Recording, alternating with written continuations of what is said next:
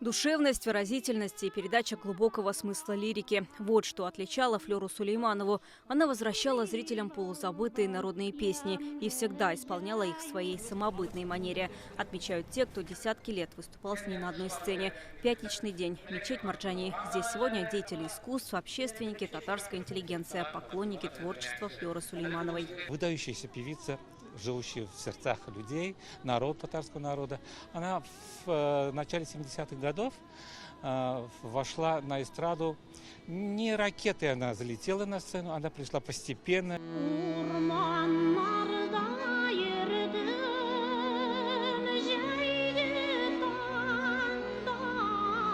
Путь на эстраду был долгим. Она переехала в Казань из Камского Устья в 16 лет и начала работать на валяльно-войлочном комбинате. Но уже занималась в хоре под руководством композитора Сары Садыковой. В 60-м году Флёра Сулейманова переезжает в казахстанский город Актюбинск, где начинает работать в местной филармонии. После в Ульяновской в 1970-м вернулась в родную республику. Флёра Сулейманова, она и являлась, и является примером для подражания для молодых артистов. Флёра Сулейманова по праву была одним из столпов татарской национальной вокальной культуры. Всю жизнь посвятила сцене, посвятила культуре, посвятила служению людям.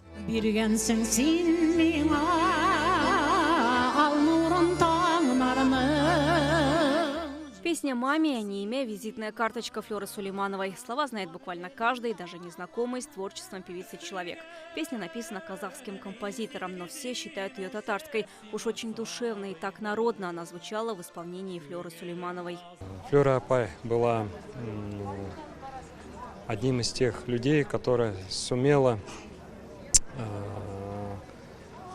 не просто поработать в Казахстане, но и внести казахскую культуру в Татарстан. Флёра Сулейманова была по-настоящему народной артисткой. На ее песнях выросло не одно поколение. Когда она на сцене выступала, этот зал вообще, кто плакал, кто видно же по лицу зрителей, как они воодушевляются. И вот сегодня во дворе сидят пожилые люди. Они же не зря пришли. Они пришли, наверное, проститься с ней и со своей молодостью.